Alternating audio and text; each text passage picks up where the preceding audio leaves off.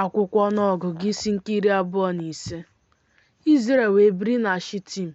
Ndị Izrel wee malite isoro ụmụ ndị inyom Moab na-akwa iko. Ndị inyom ahụ wee kpọọ ndị Izrel ịbịa na-aja chi niile ha. Ndị Izrel wee rie ihe, kpọọ isiala nye chi niile ha. Izrel wee kekọta onwe ya n'ahụ Baal-Peoa. Iwe Jehova wee dị ọkụ megide Izrel. Jehova wee sị Mosis, chịrị ndị isi niile nke ndị kpọgidere ha Jehova n'ihu anyanwụ, ka ịdị ọkụ nke iwe Jehova wee si n'ahụ Ijipt laghachi. Mosis wee sị ndị ikpe Izrel, gbuonụ onye ọbụla ya gbuo ndị ikom ya ndị na-elekọta onwe ha n'ahụ Baal-Peoa.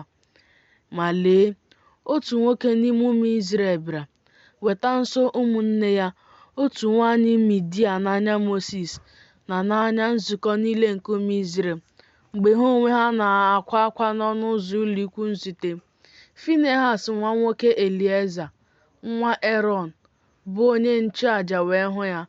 O wee si n'etiti nzukọ Izrel bilie, were ùbe n'aka ya, soro nwoke Izrel ahụ baa n'ime ụlọ ndina ya, makpuo ha abụọ, bụ nwoke Izrel ahụ na nwaanyị ahụ ruo ime afọ ya.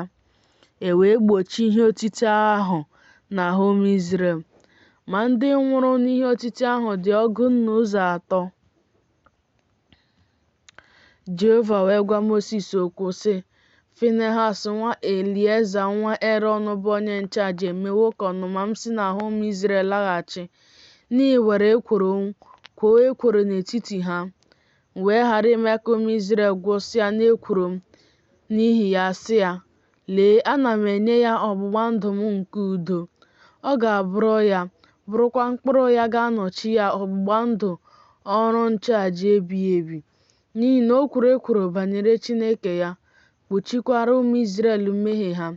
Ma aha nwoke Izrel ahụ nke e tigburu etigbu, onye e tigburu ya na nwaanyị Midian, bụ Zimri nwa Salu, bụ onyeisi nke otu ụlọ nna nke ndị Simiọn.